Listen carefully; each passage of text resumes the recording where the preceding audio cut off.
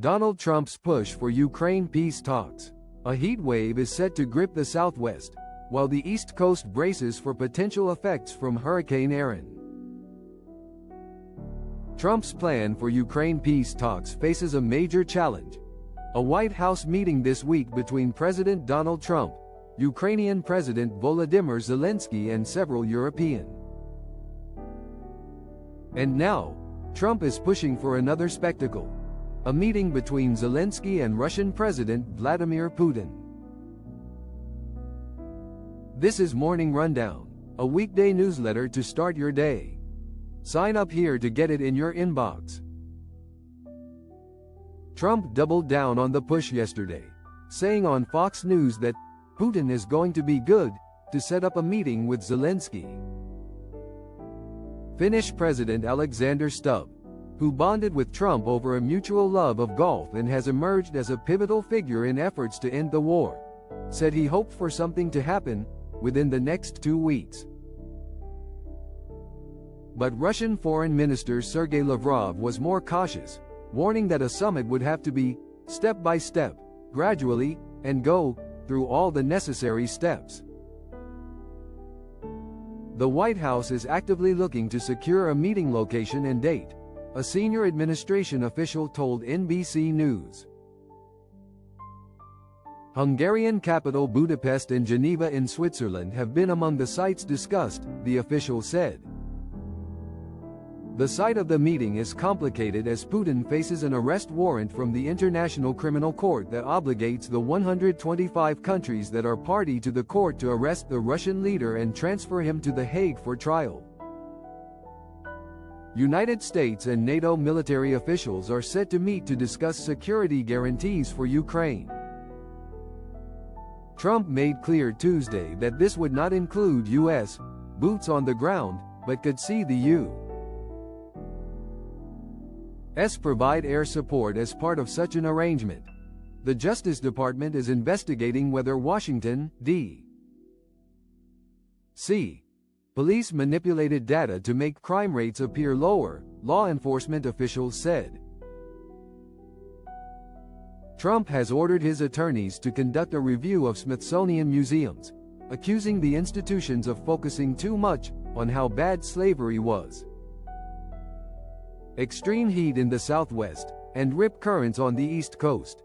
An estimated 80 million people will be under extreme heat warnings and advisories across the Southwest as federal forecasters predict a swirling system of warm air will toast the region through the weekend. Warnings begin today in parts of Southern California, where Governor Gavin Newsom is moving more firefighting resources. Warnings will also be in effect in Las Vegas, Phoenix, and Tucson, Arizona, and temperatures in the 90s are expected as far north as Seattle. Here's what else to know about the heat wave. Meanwhile, on the East Coast, Hurricane Erin still packs a powerful punch even though it weakened to a Category 2 yesterday morning. Dangerous rip currents were already occurring on some East Coast beaches, with no swimming advisories in effect along coastal towns in North Carolina, Delaware, and New Jersey. Erin was forecast to pass near the Bahamas last night before moving north and northeast to the U.S. East Coast today and Thursday. Here's what else to know about Hurricane Erin. Israel has approved a plan for the takeover of Gaza City that includes calling up 60,000 reservists for its expanded military operation in the besieged Palestinian enclave. The U.S. ally appeared to be pushing ahead with a new phase of its war despite international opposition, and in the face of a renewed push for a ceasefire.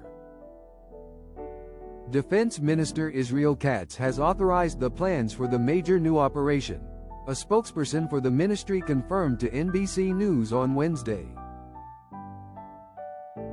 It will also see an additional 20,000 reservists have their service extended, the Israeli military said.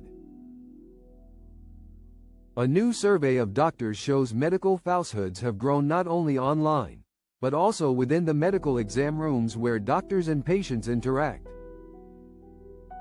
According to the survey of 1,002 physicians by the nonprofit research group Physicians Foundation, right-pointing arrow 61% of doctors said they encountered patients influenced by misinformation or disinformation a moderate amount or a great deal of the time in the past year, and right-pointing arrow 86% of physicians said the incidence of such falsehoods among patients has increased over the past 5 years, with 50% saying it has increased significantly. The results show the difficult position medical professionals are in, said Dr. Seema Yasmin, a clinical assistant professor of medicine at Stanford University who was not involved in the study. But further research should look at how many physicians admit to having fallen for false information themselves, she said. Read the full story here.